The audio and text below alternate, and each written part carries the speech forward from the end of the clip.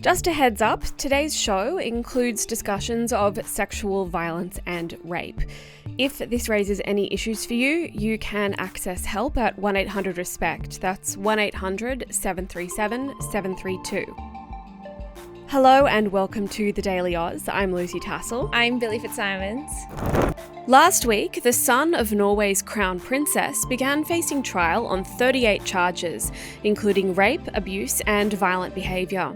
In the days before he was due in court, Marius Borg Haby was taken into custody on separate charges of threatening someone with a knife and assault. The new charges came days after Crown Princess Mette-Marit's email correspondence with convicted sex offender Jeffrey Epstein was made public. In today's episode, we'll explain what to know about these two scandals engulfing the Norwegian royal family.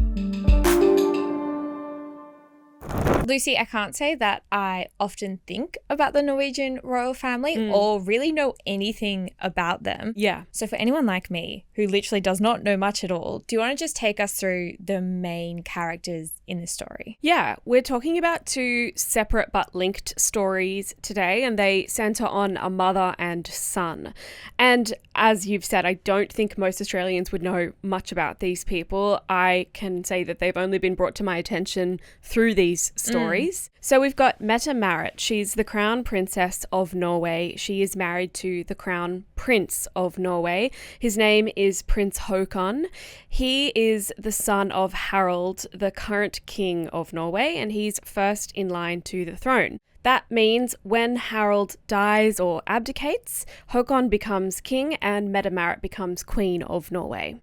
Haakon and Mette-Marit got married in 2001, and when they did, Mette-Marit actually already had a son from a previous relationship.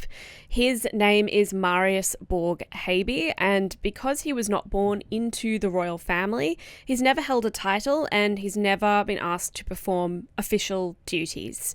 That's different for his half-siblings, including the heir to the throne after Prince Haakon, who is Marius's half-sister, Ingrid Alexandra. Ingrid Alexandria, I'm pretty sure that is actually how I first heard of the Norwegian family, because Ingrid is 21 or 22, I believe, and she's currently actually studying in Sydney at Sydney University at St Andrews College. That's right. Just a little point of interest. Some people might have seen that around. And so she's studying in Sydney, but she's not related to this case at all. It is her half-brother who we're talking about today. That's right. And her mother. Yes. Yeah. Over the years, Mette-Marit tried to keep Marius out of the public eye, I would say, for the most part. She said in 2017 that he wanted to live a private life. He was 4 when he sort of entered the royal family in a sense, although not officially speaking. In the years after that 2017 statement, though, he did start to dip a toe into public life. He publicly dated a Norwegian influencer and model called Juliana Snekkerstand, and he appeared in a Vogue article and on red carpets with her. Okay, so the reason we're talking about this family today is because Marius is currently on trial because of sexual assault allegations. Yeah. What can you tell us about that case? So he's actually been accused of 38 different charges, many of which are related to allegations of sexual assault and rape and sexual misconduct. But there is actually quite a wide range of things that he's been accused of. 38 charges is a lot. It's quite a lot, and they're very wide-ranging, I have to say. Is it all relating to one victim? No, it doesn't relate to one victim. It actually relates to 6 different women who have come forward, as well as other people who have accused him of other crimes. Right. So Norwegian police have actually been investigating several allegations against Marius Haby since August 2024. He was questioned in 2024 and then again in early 2025. He was then charged in 2025. And international media reported at the time that he was charged over incidents in 2018, 2023, and 2024, with the last occurring after police investigations had started.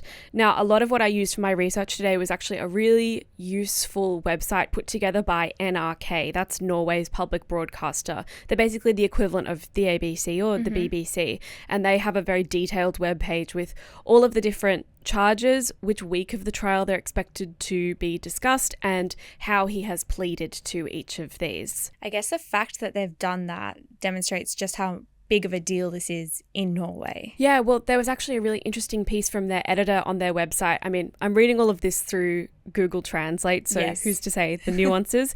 But basically, the broadcaster has justified why they are why they are reporting on this so much, because he's not technically a public figure, but he does have a public profile, and his parents are extremely famous. Of course. And also, given just the wide scope of the charges, they basically argued it's in the public interest that we cover this, even though he is technically speaking a private citizen. And so tell me about the most serious charges that Marius is facing. Yeah, so among the charges are 4 counts of rape, all involving assaulting a person who was too drunk to consent or was otherwise unconscious at the time. So I've said there are 6 women who've made accusations. 4 of those are rape allegations. They all relate to different women, different places, different times.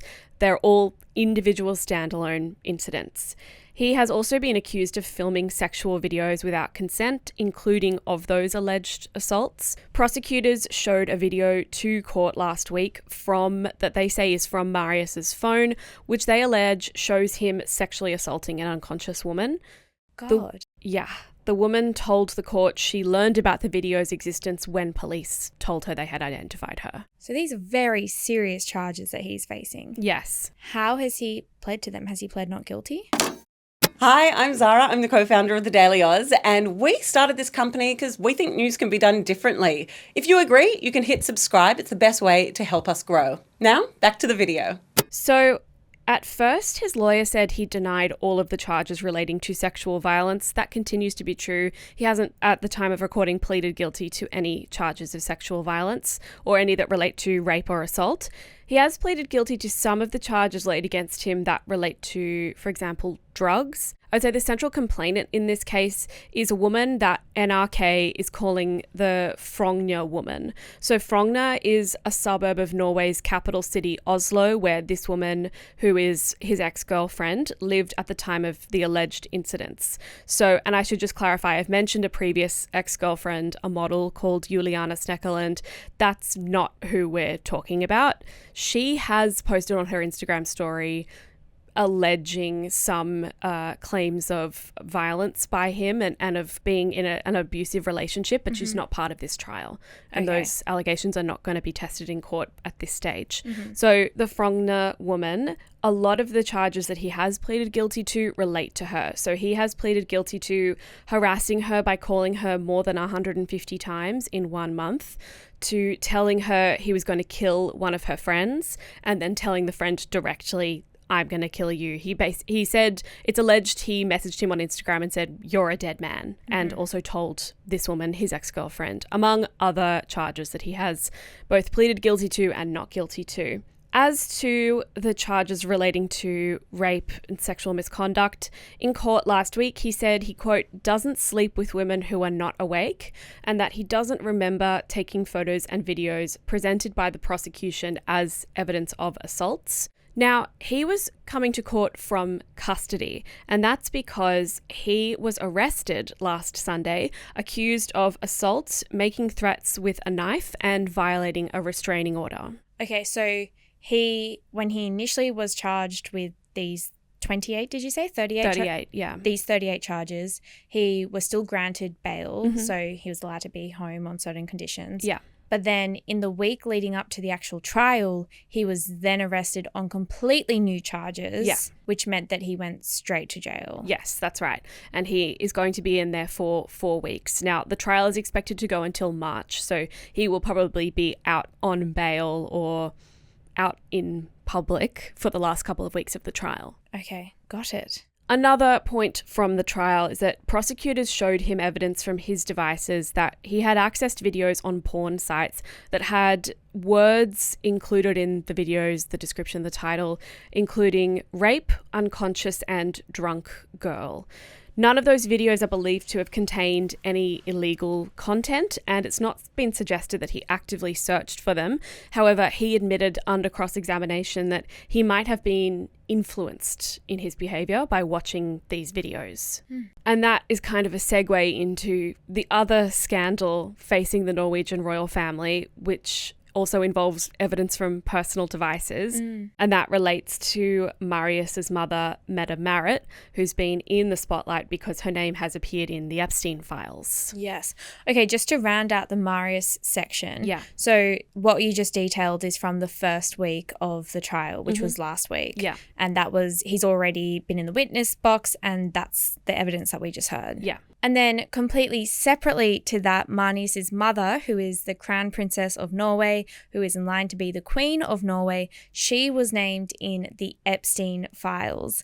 Now, I'm sure everyone pretty much is across the Epstein files by now, but if you're not, just a quick reminder that Jeffrey Epstein was a convicted sex offender. He died by suicide in jail in 2019, and the Epstein files relate to all of the documents from the past Department of Justice investigations into the crimes of Epstein when he was alive.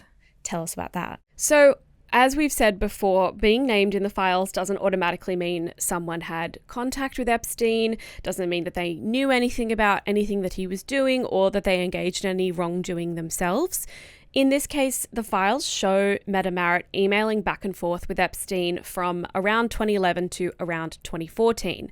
That is after he had served prison time for sex trafficking minors. One exchange in 2012 sees the Crown Princess, and we can't see the actual email address because that's been redacted, but the name before the email address appears to suggest that it's an official address. It says HRH and then Crown Princess in Norwegian.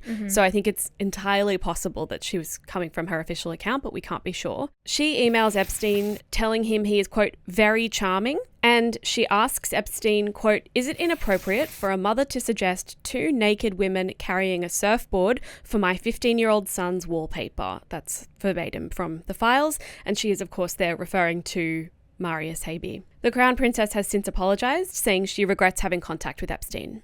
Okay, so these are two controversies facing the Norwegian family right now. Yeah. How has Norway, the population, responded? Yeah, I can give you a couple of examples. A local newspaper polled Norwegians last year and this year on whether they thought the monarchy should stay in place. Last year, 72% of those surveyed supported the monarchy compared to 61% this year, so a pretty significant drop. And of the 1,000 respondents, 2/3 said they didn't believe Mette-Marit should become the next queen. And Norway's Prime Minister criticised Mette-Marit last week, saying it had been poor judgment to have an email conversation with Epstein after he had been convicted of sex trafficking minors. However, despite these public criticisms, these expressions of a lack of support in the monarchy, a bill actually came before Norway's parliament last week to change the constitution to get rid of the royal family, and a majority of members voted against it, effectively saying, no, let's keep the monarchy. Wow. Was that bill in response to these controversies? I don't believe that it was. As far as I can tell, and I'm not looking at incredibly verified sources here, it has been suggested that this is something that gets put forward every new session of Parliament as like a sort of a symbolic vote. Got it. Yeah. But they decided we still want the Norwegian family. They're still relevant to the country. Yeah. Lucy, thank you for taking us through that. Thanks, Billi. And if this podcast has raised any issues for you, help is available at 1-800-RESPECT, which is 1-800-737-732. We'll be back this afternoon with the headlines, but until then, we hope that you have a great day.